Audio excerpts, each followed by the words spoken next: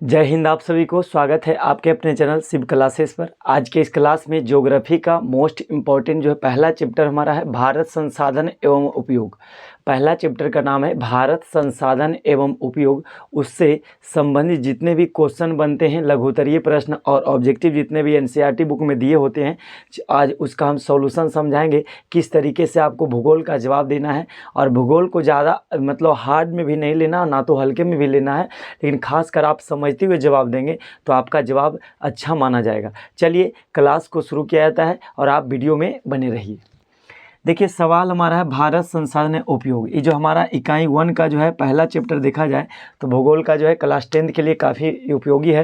भारत संसाधन उपयोग का पहला ऑब्जेक्टिव क्वेश्चन हमारा दिया रहेगा कि कोयला किस प्रकार का संसाधन है। उनमें से आपका ऑप्शन दिया रहेगा जैव, अजैव, नवीकरणीय, आणविकरणीय, इस तरह के। तो कोयला किस प्रकार का संसाधन है तो अपने हिसाब से चलेंगे तो उस हिसाब से आणविकरणीय संसाधन होते हैं। अब इसको समझिएगा, आणविकरणीय संसाधन क्या होते हैं। तो पहला का आंसर बताएंगे कोयला किस प्रकार का संसाधन है, तो ऑप्शन ए मारिएगा टिक। कोयला जो है आणविकरणीय संसाधन है। आणविकरणीय संसाधन का मतलब होता है जिसका एक बार उपयोग करेंगे तो पुनः उपयोग करने के लिए उसके लिए जो है लाखों करोड़ों वर्ष का इंतजार करना पड़ेगा। वो ऐसे संसाधन को अनवीकरणीय संसाधन कहते हैं।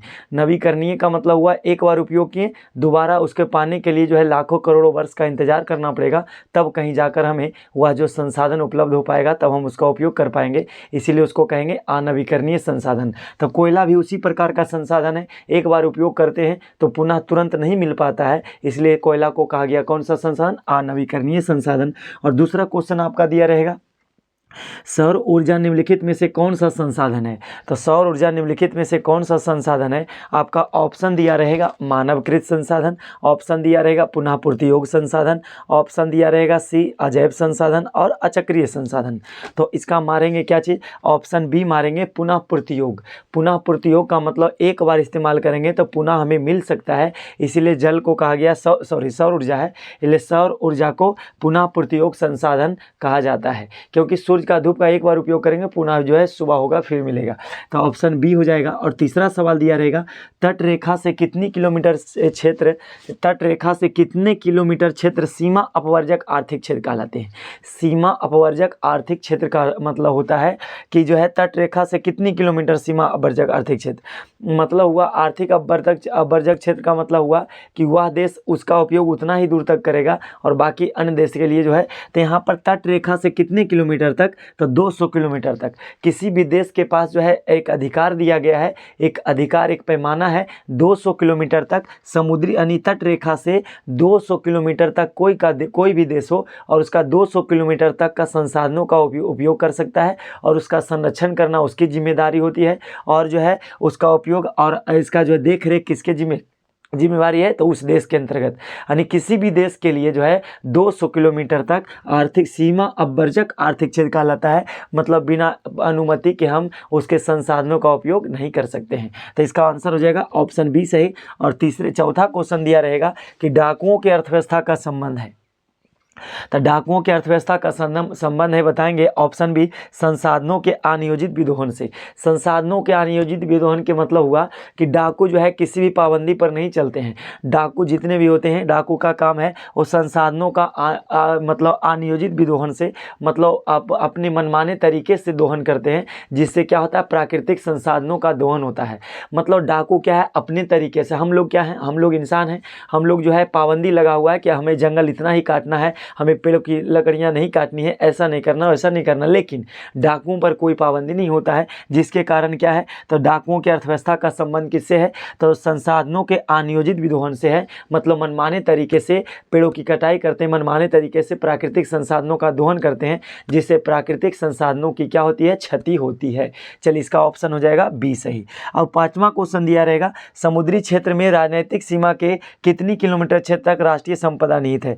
मतलब समुद्री समुद्री क्षेत्र में देखा जाए तो कितनी दूरी तक जो है आपका राष्ट्रीय संपत्ति है, तो बताएंगे तो इसका आंसर हो जाएगा 19.2 किलोमीटर। ऐसे आपका दिया रहेगा 22.2 किलोमीटर होता है एक्यूरेट वैल्यू। ऐसे हम मारेंगे क्या चीज़, ऑप्शन डी मारिएगा 19.2। आपके किताब के अकॉर्डिंग जो है 19.2 ऑप्शन डी से हो जाएंगे। अब इसका क्या होता है, एक होता है EEZ। EEZ क्या होता है इसको समझ लीजिए, एक्सक्लूसिव इकोनॉमिक जोन होता है, जिसे हम क्या कहते हैं, अपवर्जक आर्थिक क्षेत्र कहते हैं उसी को। EEZ भी कहेगा तो एक्सक्लूसिव इकोनॉमिक जोन होता है, सबका अपवर्जक आर्थिक क्षेत्र होता है, उसके दायरे में आपको रहना होगा। चलिए अब चलते हैं लघुतरीय प्रश्न की ओर। अब चलते हैं आज का लघुतरीय प्रश्न की ओर। देखिएगा ध्यान से, लघुतरीय सवाल कैसे बनाए जाते हैं, किस तरीक़ा से। सवाल आपका दिया रहेगा, पहला सवाल है आपका, संसाधनों को परिभाषित कीजिए। मतलब संसाधन किसे कहते हैं इसका परिभाषा देना है। तो जब आप बनाइएगा तो क्या लिखना है, सबसे पहले आप लिखिएगा कि संसाधन और लिख करके डैश देना है, और उसके बाद लिखना है संसाधन का परिभाषा। यदि जो भी बात आपसे पूछा जाता है तो पहले उस बात का जिक्र कीजिए, उसके बाद उसके बारे में बताइए। तो बताएंगे संसाधन लिख कर डैश दीजिएगा और बताइएगा कि संसाधन बोलेंगे वो ऐसा जीव जंतु जो हमें मानवीय जरूरतों को पूरा करता है। वे सभी जीव जंतु एवं पदार्थ जो मानवीय जरूरतों को पूरा करते हैं उसे क्या कहते हैं, संसाधन कहते हैं। यानी संसाधन का मतलब हुआ मानवीय ज़रूरतों को पूरा करने वाले, लिखिएगा संसाधन लिख करके डैश दीजिएगा और बताइएगा कि मानवीय ज़रूरतों को पूरा करने वाले सभी जीव जंतु एवं पदार्थ क्या कहलाते हैं, संसाधन कहलाते हैं। मानवीय जरूरतों को सुनकर लिख लीजिएगा, हम बोल देते हैं। मानवीय जरूरतों को पूरा करने वाले सभी जीव जंतु एवं पदार्थ क्या कहलाते हैं, संसाधन कहलाते हैं। जैसे कि मान लिया मेरा मार्कर जो है, मार्कर क्या है, मेरी ज़रूरतों को पूरा क्या किया, इसने लिखने में मदद किया, तो ये भी क्या एक प्रकार का संसाधन है। देखिए आपको एक पाइप दिख रहा होगा, ये पाइप भी क्या है, ये संसाधन है। क्यों, क्योंकि मानव की आवश्यकताओं को पूर्ति करता है। हम जितना आप जो है आँख खोलिएगा, जो भी वस्तु दिखाई देगा वो समझिए मानव के ज़रूरत के लायक ही है। अब देखिए आपको एक बोतल दिख रहा है, ये भी क्या है, संसाधन है। क्यों, क्योंकि संसाधन किसे कहते हैं, तो जो मानव की ज़रूरतों को पूरा करता है। हमें मानव जो है ये क्या करेगा, बोतल का काम है पानी पीने में मदद करेगा, तो ये ज़रूरतों को पूरा कर रहा है, इसीलिए इसको क्या कहेंगे, संसाधन कहेंगे। जैसे में आप लिख लीजिएगा बोतल, मार्कर, या तो पत्थर, किताब, कलम, कॉपी, जो भी लिखिएगा वो क्या कहलाएंगे, संसाधन कहलाएंगे। और इसके बाद जीव जंतु के बारे में भी बताइएगा तो भी क्या है, संसाधन है। चलिए उम्मीद करते हैं पहला क्वेश्चन आप बना लीजिएगा। अब दूसरा क्वेश्चन कहता है संभाव्य एवं संचित को संसाधन में अंतर स्पष्ट करें। तो संभावी संसाधन का मतलब जिसकी संभावना होती है, जिसे हमें जिक्र माने ऐसा अंदाजा रहता है कि एक भंडार संसाधन के ही अंश होते हैं। संभावी संसाधन के बताएंगे, संभावी संसाधन भंडार संसाधन के ही अंश होते हैं, और जिसका उपयोग अभी तक नहीं हुआ है और इसकी जो है भविष्य में उपयोग करने की संभावना होती है, वैसे संसाधन को संभावी संसाधन कहते हैं। संभावी संसाधन के बारे में बताएंगे कि जो हमारे पास मौजूद होते हैं परंतु उसका उपयोग अभी तक नहीं हुआ है। मतलब बोलेंगे एक वैसा संसाधन जिसका उपयोग अभी तक हम नहीं किए हैं परंतु हमारे पास निहित है, मौजूद है, परंतु उसका उपयोग अभी तक नहीं हुआ है और जिसकी भविष्य में होने की संभावना हो, वैसे संसाधन को संभावी संसाधन कहा जाता है। जैसे हम बताएंगे हिमालय क्षेत्र में पाया जाने वाला खनिज, हिमालय क्षेत्र में पाया जाने वाला खनिज जिसकी संभावना है कि वहाँ तेल है, उसका उपयोग अभी तक नहीं है। हिमालय क्षेत्र में जो भी खनिज होंगे उसको कहेंगे कौन सा संसाधन, संभावी संसाधन कहेंगे। संभावी समझ में आ गया। अब देखिए उसी में बताइएगा दूसरा संचित कोश संसाधन क्या होते हैं।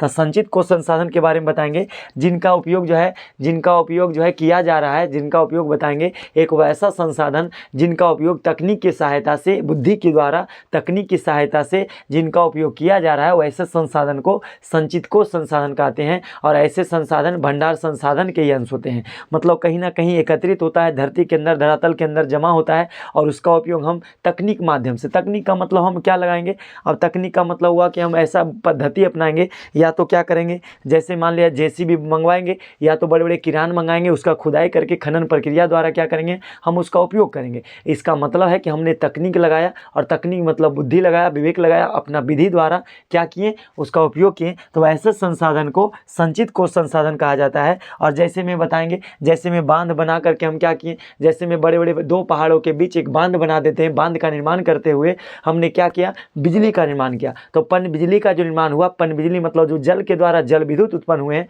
उसको कहेंगे क्या चीज़, संचित कोश संसाधन। चलिए अब आगे बढ़ेंगे। तीसरा क्वेश्चन आपसे पूछा जाएगा, संसाधन संरक्षण की क्यों आवश्यकता है? संसाधन संरक्षण की उपयोगिता को लिखिए। मतलब सवाल आपसे कह रहा है कि संसाधन क्यों जरूरी है, संसाधन का संरक्षण क्यों जरूरी है, मतलब संसाधन को बचाना क्यों अति आवश्यक हो गया है। तो देखिए आजकल जो है जितनी जनसंख्या बढ़ रही है, जनसंख्या बढ़ रही, इतना काफ़ी तेज़ी से जनसंख्या बढ़ रही है, जिसके कारण क्या संसाधनों का काफ़ी हद तक दोहन हो रहा है और जो है जंगलों की अत्यधिक पैमाने पर कटाई हो रही है और यहाँ तक कि खेती जो है मतलब टुकड़ों में बट गए हैं और जो है खेत जो है क्या है घर का रूप ले लिया है। तो कहने का मतलब सवाल कर रहा है कि संसाधन संरक्षण की उपयोगिता को बताइए कि संसाधन को संरक्षण करेंगे तो इसका क्या उपयोग होगा। तो बताएंगे संसाधन संरक्षण, किसी भी देश के संसाधन संरक्षण बहुत ही आवश्यक है।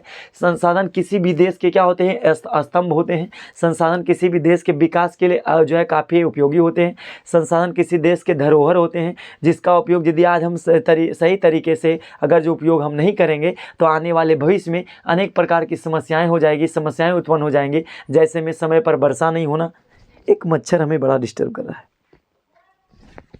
अब देखिएगा, सुनिएगा, बताएंगे कि संसाधन संरक्षण बहुत ही आवश्यक है क्योंकि संसाधन किसी भी देश के धरोहर होते हैं और जिस देश में जितना अधिक संसाधन होता है वह देश उतना ही तरक्की करता है। इसलिए बताएंगे संसाधन बहुत ही आवश्यक है। संसाधनों का मतलब अविवेकपूर्ण तरीके से मतलब दोहन करने से अनेक प्रकार की समस्याएं खड़ा हो जाती है। जैसे समय पर वर्षा नहीं हो पाता है, तो बताएंगे समय पर वर्षा नहीं होना, अम्लीय वर्षा हो जाना, या तो तापमान में लगातार वृद्धि होना, और जो बताएंगे जो ओजोन परत का होना, ये सब क्या है, इनका कारण है। जब हम ज़्यादा दोहन करेंगे तो ये सब समस्याएं उत्पन्न हो जाएगी। और संसाधन को यदि हमें अपना जीवन को बचाना है, धरती को बचाना है और सुरक्षा रखना है, तो बताएंगे संसाधन संरक्षण बहुत ही आवश्यक है। अतः इन्हीं सब कारणों से संसाधन संरक्षण बहुत ही जरूरी है। इन सब बातों को लिखिए तो हमारा तीसरा सवाल कंप्लीट हो गया। तीसरा सवाल फिर से बताइएगा, संसाधन संरक्षण बहुत ही आवश्यक है क्योंकि संसाधन किसी भी देश के धरोहर होते हैं। जिस देश में जितना अधिक संसाधन होगा वह देश उतना ही तरक्की करता है। और संसाधनों का जो अविवेकपूर्ण तरीके से जब दोहन करते हैं तो हमारे जो है हमारे समाज में हमारे साथ जो है अनेक प्रकार की समस्याएं उत्पन्न होती है। जैसे समय पर वर्षा नहीं होती है जिसके कारण फसलों जो अच्छे से फसल नहीं हो पाते हैं, और लगातार तापमान में वृद्धि होता है जिसके कारण हम बीमार पड़ जाते हैं, जिसके कारण अनेक प्रकार की समस्याएं उत्पन्न हो जाती है। और समय पर वर्षा नहीं होती है, बाढ़ भूकंप की समस्याएं आ जाती है। तो इस प्रकार के कारणों को इन सब कारणों से निजात पाने के लिए हम संसाधनों का संरक्षण, अतः हमें संसाधनों को बचाना होगा। संसाधन संरक्षण इन्हीं सब कारणों से काफ़ी उपयुक्त और जरूरी हो जाता है। तो इन सब बात को लिखिएगा तो आपका आंसर हो जाएगा। अतः कहेंगे इन सब कारणों से संसाधन संरक्षण बहुत ही आवश्यक है। चलिए अगला क्वेश्चन हमारा है, संसाधन निर्माण में तकनीक की क्या भूमिका। चौथा सवाल आपसे पूछा जाएगा, संसाधन के निर्माण में तकनीक की क्या भूमिका होती है, इसका स्पष्ट कीजिए। तो संसाधन निर्माण में तकनीक मतलब होता है, देखिए पहले आप बार बार समझ रहे, तकनीक क्या होता है। तकनीक का मतलब होता है कोई काम को, किसी भी कार्य को कुशलतापूर्वक करना ही तकनीक कहलाता है। तकनीक का शाब्दिक अर्थ होता है किसी कार्य को हम विवेकपूर्ण तरीके से करेंगे, अपना बुद्धि लगाते हुए करेंगे और कोई गलती नहीं होगा, कोई समस्याएं नहीं उत्पन्न होगी, तो ऐसे को क्या कहेंगे, तकनीक कहते हैं। तो तकनीक का मतलब हुआ कुशलतापूर्वक किसी कार्य को करना, तकनीक कहलाता है। या तो बताएंगे अपने किसी कार्य को बुद्धि द्वारा करना, बुद्धि दिमाग लगाते हुए करना, उसको तकनीक कहते हैं। विधि, या तो कोई ऐसा विधि टेक्नोलॉजी लगाएंगे जिसके माध्यम से हम बुद्धि से दिमाग लगाते हुए करेंगे तो वो भी तकनीक कहलाएगा। या तो कोई अच्छा तरीका ढूंढेंगे किसी चीज़ को करने के लिए, तो जिस कार्य को करने के लिए कोई अलग तरीका ढूंढते हैं जो अच्छा आसान हो, अच्छा लगे, सुगमतापूर्वक हो जाए और कार्य भी ढंग का हो, तो इसीलिए उसको क्या कहेंगे, तकनीक कहते हैं। अब सवाल आपसे कह रहा है कि संसाधन निर्माण में तकनीक की क्या जरूरी है, मतलब बुद्धि होना क्यों जरूरी है। तो बिल्कुल जरूरी है, क्योंकि क्या हमारे पास यदि लोहा होगा तो क्या उससे हम उपयोग कर पाएंगे, नहीं। संसाधन, कुछ संसाधन होते हैं, कुछ संसाधन बनाए जाते हैं, ठीक है। तो संसाधन का बताएंगे, संसाधन निर्माण में तकनीक की काफ़ी अहम भूमिका होती है, क्योंकि किसी भी संसाधन के निर्माण के लिए जो जब तक हम किसी का, जैसे मान लिया किस संसाधन का उपयोग में लाने के लिए हमें तकनीक लगाना होगा। जैसे कि मान लिया जाए, जैसे लोहा से कुल्हाड़ी बनाना चाहते हैं, तो लोहा से कुल्हाड़ी बनाएं तभी तो उसका उपयोग कर पाएँ। डायरेक्ट हम लोहा का उपयोग तो नहीं कर पाएंगे, लेकिन लोहा के द्वारा हम अपना बुद्धि लगाएं और बुद्धि लगा करके उसको धारदार बना दिए और कुल्हाड़ी जैसे ही बना दिए। अब देखिए क्या बना दिया गया, कुल्हाड़ी।